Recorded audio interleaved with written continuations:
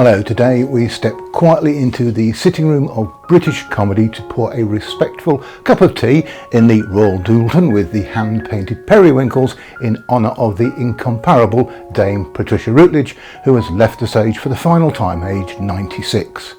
Yes, Hyacinth Bucket, pronounced bouquet, has departed, leaving behind a perfectly laid table for one last candlelight supper.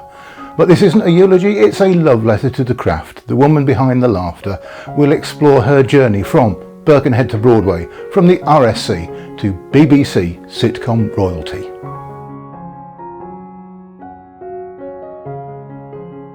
Patricia Routledge was born in 1929 in Birkenhead. Her father was a haberdasher and their modest home was looked after by her mother, Catherine.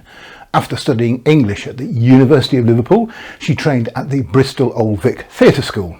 She was a craftsperson, starting in repertory theatre, doing everything from Greek tragedy to pantomime. Before television made her famous, she was already a star on the stage.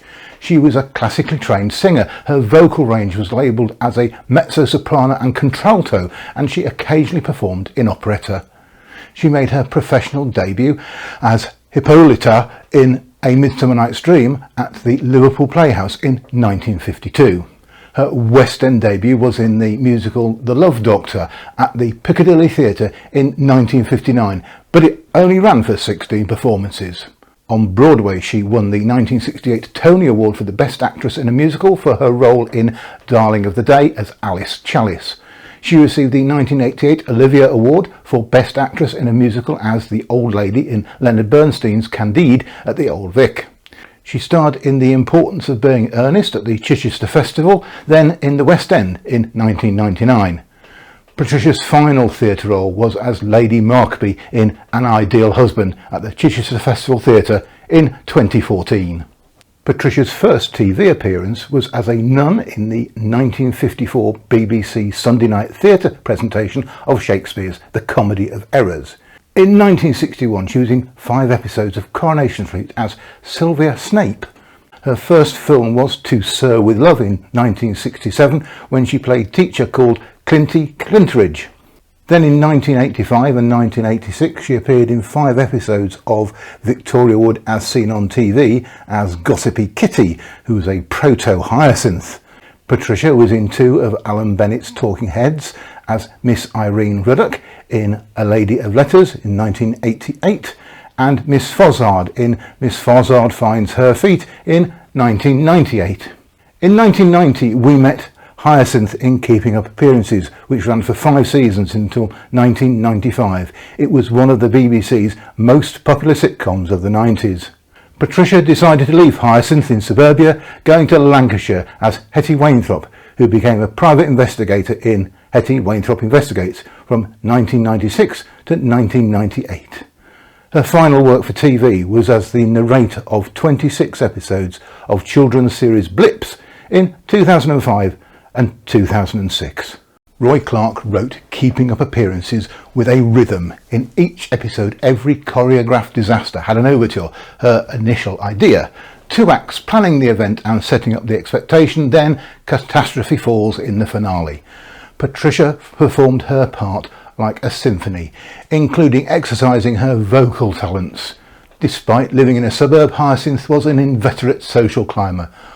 While Hyacinth is planning something, she finds herself interrupted by misdialed telephone calls for the Chinese takeaway that she rebuffs with suitably offended superiority. Patricia was never afraid of making a fool of herself, trying to maintain Hyacinth's dignity despite the circumstances. Patricia understood the character was over the top and played her at the right level before she became a total dragon. Here's a lovely bit of Routledge trivia. She nearly didn't take on the Keeping Up Appearances role. The BBC offered it to her several times before she finally agreed, thinking the character was too broad. Imagine if she'd said no. She once said, "You must never look down on the character you're playing, not even a monster of social climbing." Off-screen, Patricia Routledge was very private. She never married, had no children, and avoided celebrity culture. Patricia once said, "I didn't make a decision not to be married and not to be a mother. Life just turned out like that because my involvement in acting was so total." She lived her later years quietly in Chichester, attending the theatre and supporting young actors. If you met her, you were likely to get advice rather than a selfie. When she turned 90, the actress helped to raise money for the Chichester Cathedral roof. When news of her death broke on the 3rd of October 2025, it felt like the curtain closing on a long-running play. Confirming her death, her agent said, "We're deeply saddened to confirm the passing of Dame Patricia Routledge, who died peacefully in her sleep this morning, surrounded by love." Tributes poured in from across the arts.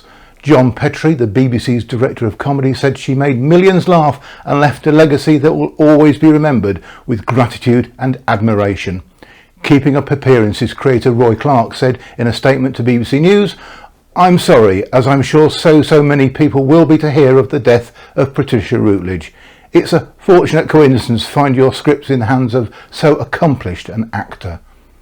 Broadcaster and friend Giles Brandreth said she was an extraordinary person, adding, "I think she was a remarkable actress because she was a remarkable human being." For many, Hyacinth Bouquet was comfort television, a little bit of absurdity away from the troubles of the world. In 1991, Patricia won a British Comedy Award for her portrayal of Hyacinth, and in 1993 she was the Variety Club of Great Britain Personality of the Year. But her legacy stretches beyond sitcoms. A dame of the British Empire, actor, singer, national treasure, and the Queen of Keeping Up Appearances. She was honoured for her theatre and charity work and supported funds for young performers. Thank you for joining me in remembering Dame Patricia Routledge.